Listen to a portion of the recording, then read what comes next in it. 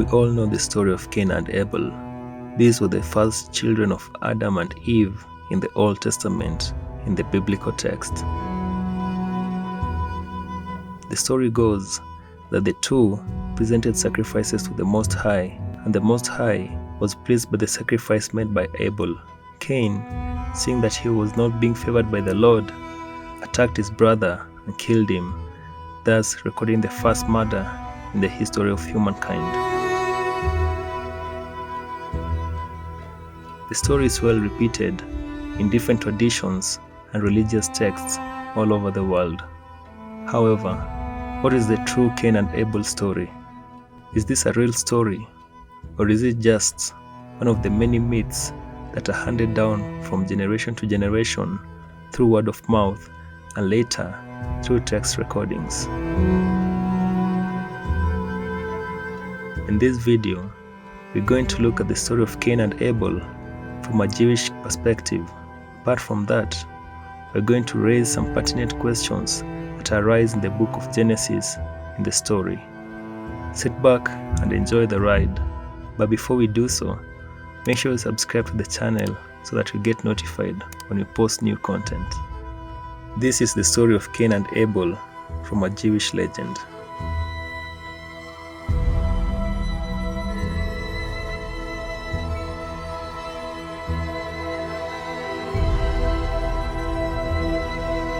There were 10 generations from Adam to Noah.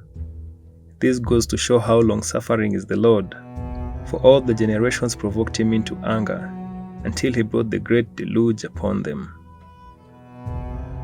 Because the people were impious, God changed his plan of calling 1,000 generations into being between the creation of the world and the revelation of the law at Mount Sinai.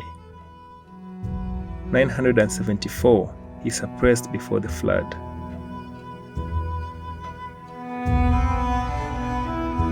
Then wickedness came into the world, with the first one being born of a woman, that is Cain. He was the oldest son of Adam. When God bestowed paradise upon the first pair of mankind, he warned them particularly against carnal intercourse with each other. But after the fall of Eve, Satan, in the guise of the serpent, approached her, and the fruit of their union was Cain, who is the ancestor of all the impious generations that were rebellious toward God and rose up against him. Cain's descent from Satan, who is the angel Samael, was revealed in his seraphic appearance. When he was born, the exclamation was rung from Eve. Eve said, "I have gotten a man through an angel of the Lord."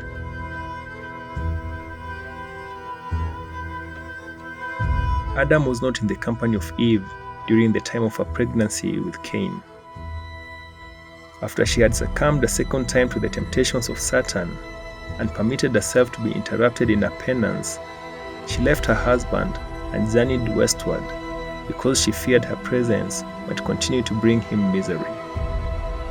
Adam remained in the east. When the days of Eve to be delivered were fulfilled, and she began to feel the pangs of travailing, she prayed to God for help. However, God did not hear her supplications. "Who will carry the report to my Lord Adam?" she asked herself. "You beings of the sky, I beg you, tell it to my master Adam when you return to the east." In that same hour, Adam cried out, "The crying of Eve has pierced to my ear. The serpent has again assaulted her." After this, he went to his wife. Adam found Eve in grievous pain. So he called God on her behalf, and 12 angels appeared, together with 2 heavenly powers. All these took up their post to right of her and to left of her, while Michael, also standing on her right side, passed his hand over her, from her face downward to her breast, and said to her, "Be blessed, Eve, for the sake of Adam. Because of his prayers, I was sent to grant you assistance. Make ready to give birth to your child." Immediately, her son was born, a radiant figure. A little while, and the baby stood upon his feet, ran off, and returned holding in his hands a stalk of straw which he gave to his mother. For this reason, he was named Cain, the Hebrew word for stalk or straw. Now Adam took Eve and the boy to his home in the east. God sent him various kinds of seeds by hand of the angel Michael, and he was taught how to cultivate the ground and make it yield and produce fruits to sustain himself and his family and for his posterity. After a while, Eve bore a second son, whom she named Abel, because she said, "He was born but to die."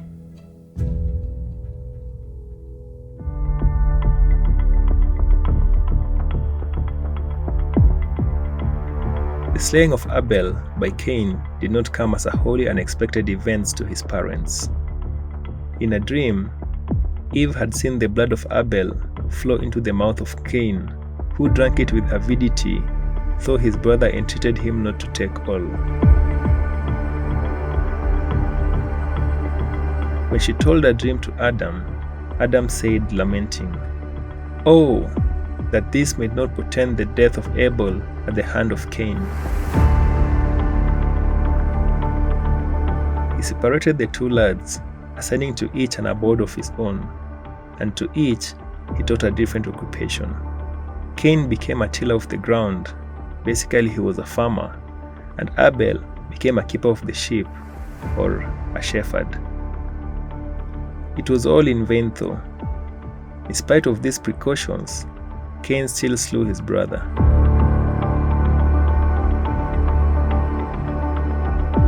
There was more than one reason for Cain's hostility towards Abel.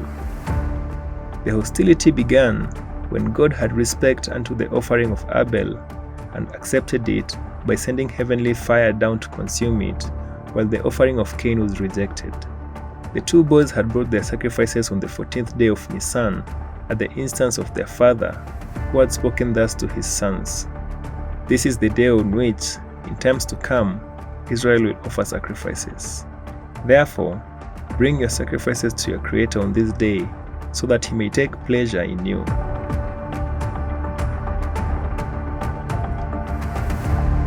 The place of offering which they chose was the spot where the altar of the Temple of Jerusalem will stand later. Abel selected the best of his flocks for his sacrifice. However, Cain ate his meal first, and after he was satisfied with his appetite, he offered God what was left over. It was just a few grains of flaxseed. The offering of the grains to God was an offense because God had cursed the ground on which the flax seeds had grown. It was no wonder that the sacrifice of his brother was received with favor.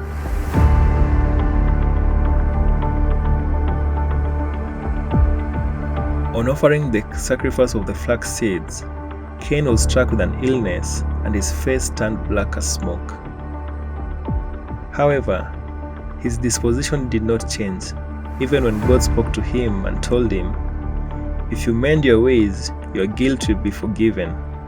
If not, you will be delivered into the power of the evil inclination." Cain thought that he had wronged God, and a dispute followed between him and Abel. Cain said that he believed the world was created through goodness. However, he saw that good deeds did not bear fruit. God rules the world with arbitrary power. Why else will he accept Abel's sacrifice and not his sacrifice? Cain wondered.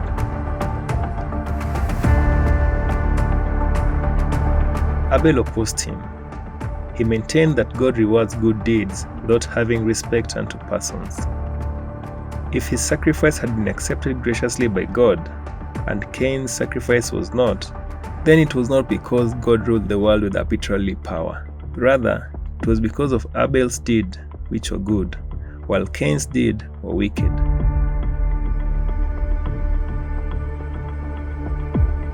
But this was not the only cause of Cain's hatred towards Abel. Another cause for the hatred was a partly love for a woman. To ensure the propagation of the human race, a girl destined to be his wife was born together with each of the sons of Adam. Abel's twin sister was of exquisite beauty, and Cain desired her. Therefore, he was constantly brooding over ways and means of ridding himself of his brother. The opportunity presented itself over some time. One day, a sheep belonging to Abel ramped over a field that had been planted by Cain. In a rage, Cain called out, "What right do you have to live upon my land and let your sheep pasture over my crops?" Abel replied, "What right do you have to use the products of my sheep to make for yourself clothing? If you wish to take off the wool of my sheep that you use to make your garments, and you pay for the meat that you eat, then I will stop my sheep from getting into your land and eating your crops." Then Cain asked, "But if I was to kill you, who will ask me to pay everything that you're saying?" Abel replied, "God who brought us into this world will avenge me. He will require my blood at your hand if you should slay me. God is the judge who will visit the wicked deeds upon the wicked and their evil deeds upon the evil. Should you slay me, God will know your secret and he will punish you accordingly." These words made Cain very angry, and he threw himself upon his brother. The two brothers started fighting. However, Abel was very strong, and he beat Cain thoroughly until Cain begged for mercy. When he asked for mercy, Abel released him gently. No sooner had he been released than Cain struck Abel once more and slew him.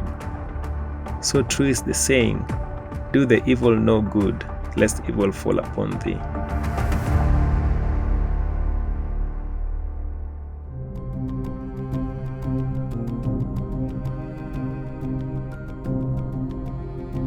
The manner of Abel's death was the most cruel conceivable.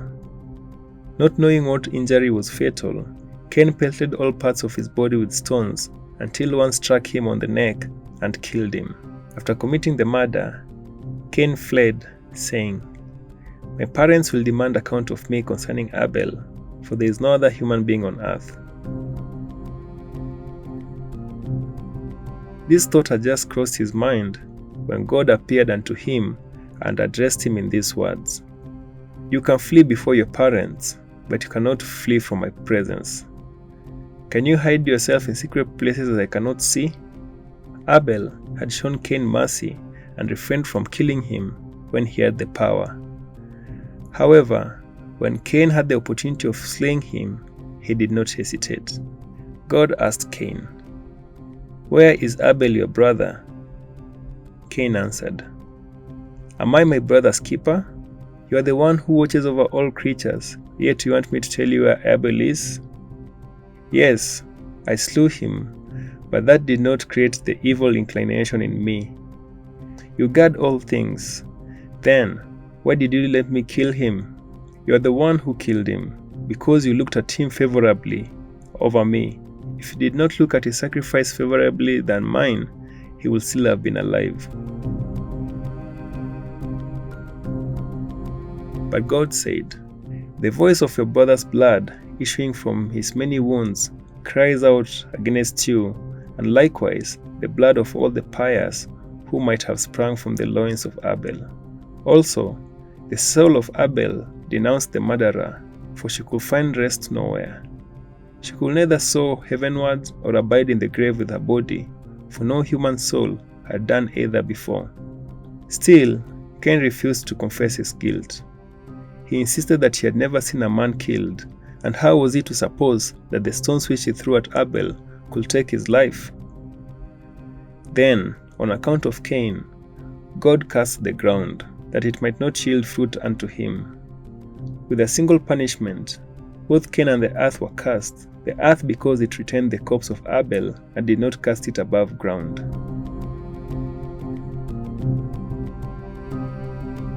In his heart, Cain thought, "O Lord of the world, are there informers who denounce men before you?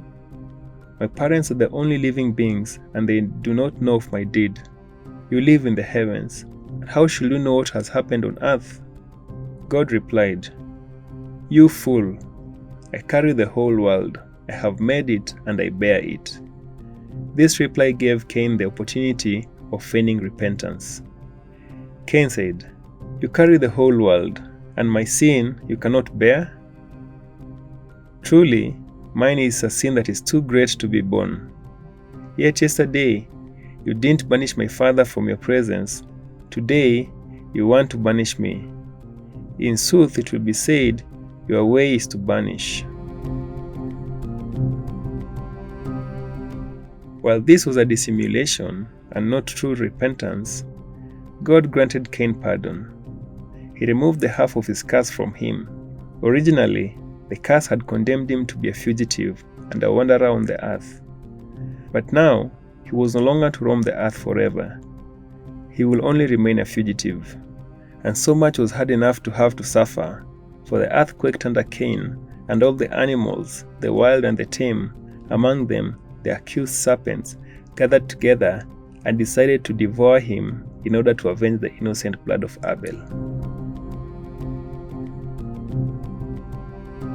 Finally, Cain could bear it no longer, and breaking into tears, he cried, "Where shall I go from your spirit? Or where shall I flee from your presence?" To protect him from the onslaught of the beasts, God inscribed one letter of his holy name upon his forehead, and furthermore, he addressed the animals. He told the animals, "Cain's punishment shall not be like unto the punishment of future murderers. He has shed blood, but there was none to give him instruction. Starting today, however, he who slays another shall himself be slain." Then God gave him the dog as a protection against the wild beasts, and to mark him as a sinner, he afflicted him with leprosy. Cain's repentance, while it was insincere, bore a good result. When Adam met him, he inquired what curse had been decreed upon him. Cain told him of his repentance and how God had come to show him mercy. Adam was so surprised at the power of repentance. Therefore, he composed a hymn of praise to God, beginning with the words, "It is a good thing to confess thy sins unto the Lord." The crime committed by Cain had painful consequences, not for himself alone, but for the whole of nature also. Before, the fruits which the earth bore unto him when he tilled the ground had tasted like the fruits of paradise. But now, his labor just produced thorns and thistles. The ground changed and deteriorated at the very moment of Abel's violent end. The trees and the plants in the part of the earth where the victim lived refused to yield their fruits on account of their grief over him. And it is only at the birth of Seth, those that grew in the portion belonging to Abel began to flourish and bear again. However, they did not resume their former powers. While before, the vine had borne 926 different varieties of fruit, it just now brought one type of fruit. And so it was with all the other species. The species will regain their pristine powers only in the world to come.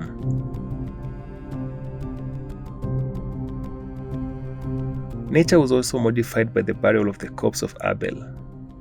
For a long time, the corpse lay there exposed above ground because Adam and Eve did not know what to do with it. They sat beside it and wept, while the faithful dog of Abel kept guard so that birds and beasts did not harm the corpse. All of a sudden, the mourning parents observed how a raven scratched the earth away in one spot and then hid a dead bird of its own kind in the ground. Adam followed the example of the raven and buried the body of Abel, and the raven was rewarded by God. His young are born with white feathers, whereas the old birds desert them, not recognizing them as their offspring. They take them for serpents. God feeds them until their plumage turns black and the parents' birds return to them. As an additional reward, God grants their petition when the ravens pray for rain. That's the story of Cain and Abel according to Jewish legend.